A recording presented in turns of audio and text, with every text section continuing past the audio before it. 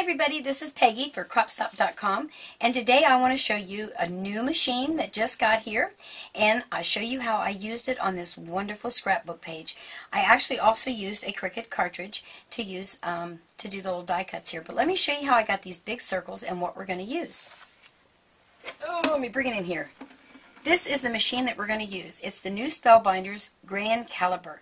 It is so awesome. Wait till you see what it does. It is a great die cutting and embossing machine that will do dies up to 8.5 inches wide, which is bigger than anybody else has out there that I know of anyway.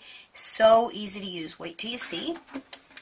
And again, I did use my Boys Will Be Boys Cricut cartridge. It's one of the newer ones that's out, and I absolutely love it. I used it, let me bring this picture back in to show you, for the 100% boy, the arrow, this awesome little helicopter, and then up in the corner, the little airplane. Is that too stinking cute? So there are a lot of really cool things on that cartridge. Then let me show you some of the die cuts that they've come out with. They are huge, and they're heavy because I got them all stuck together here. Now the other thing that you can do, these are sheets of magnets that you can get at Cropstop, and this one's the Grand Circle. So I put all of my dies right here. Look how big this die is.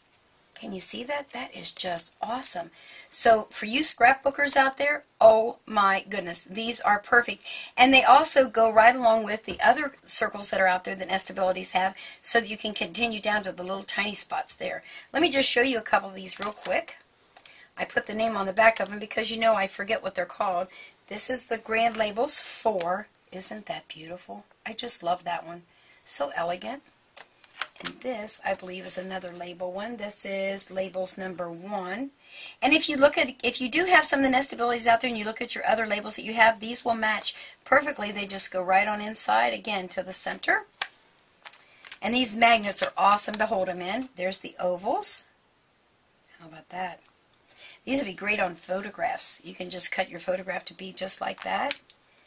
Then we have the squares. And let's see, how many are there? 1, 2, 3, 4, 5, 6, 7 dies in that set. Is that awesome? I think these are just called Grand Squares. Oh, this is one of my favorites. The scalloped ovals. Look at that. Oh, I just love those. There's that one. So when you get these, it's kind of hard to think how you're going to store these. So if you will order these magnets from Haley Joe, you will be so happy with the way that they're all together and staying there. And then here's another one of my all-time favorites. I use the smaller ones a lot, so I'm sure I'll be using these a ton. So let me get started and show you how we're going to cut some big circles. Alright, here's our machine. There's the handle, and it's got the rubber mat on the bottom. And this little white knob in the front is how you're going to make it stick to the table so that it won't move around. And you just push it down. There you go. And look at that. It shakes my whole table. It is really on there. Now let me bring in the die plates and show you how that works. Now this is your A base plate. So this will be on the bottom. And then you're going to put your die. This is the big circle we're going to do. And you're going to do it with the cutting edge up. Okay? Then you're going to lay on your paper. And of course, now I could be real particular and get that paper just so, but for the video's sake, I didn't mind that I had the extra because I'll use that for a card. And then you're going to use, I've got it upside down, your C cutting plate. And you're going to put that right on top.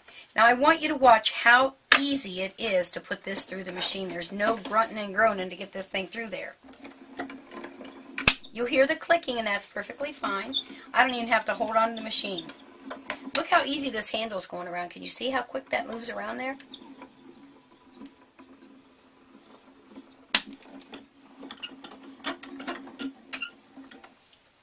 A little bit further. There we go. And I'll bring it back around to the front. Flip it over. And look at that. Is that awesome? The perfect size for our page.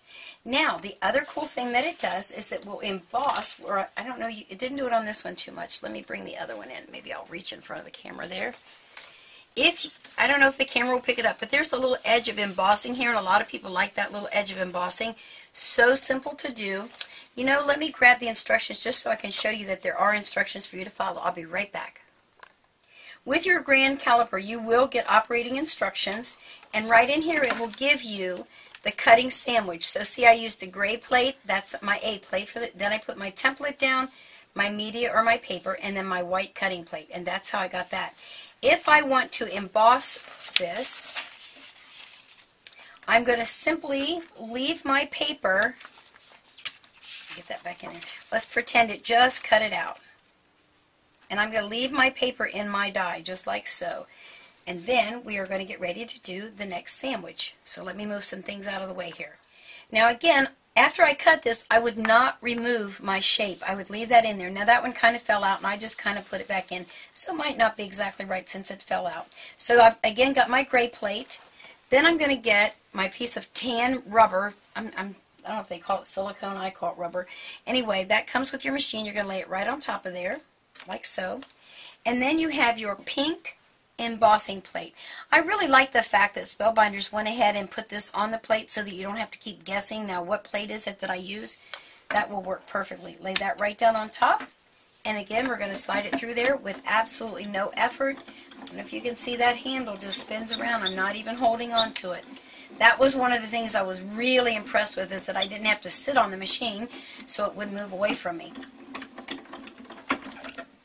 And we'll bring this back up front.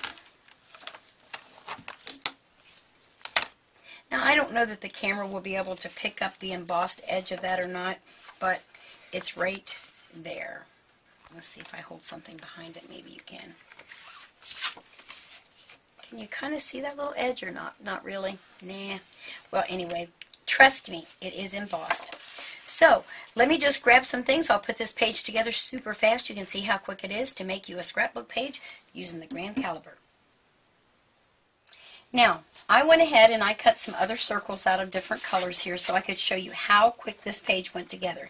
It's a little bit different than the original, but all I did was take a 12 by 12 piece of dark cardstock. I cut my white down to be 11 by 11, and that gives me my little border around there. I'm going to stick this one here.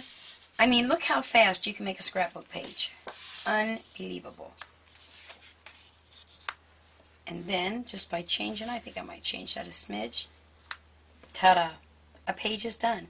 4 circles, and of course I don't have all the die cuts that I put on this one, but this was one that I had handy. So you could go ahead and add your pictures, add your extra embellishments, and you have got yourself a wonderful little scrapbook page. I'll bring this one back in just so you can take a look. There's 1 circle, 2, 3, and 4. That's all there is to it. A few little embellishments, and you call it a page. Well, that's it for me. I want you to run over there to cropstop.com and get yourself one of these Spellbinders grand caliber machine and some die cuts. They have, as you saw, all of those different shapes. And make sure to tell them that Peggy sent you. Have a great day. Bye!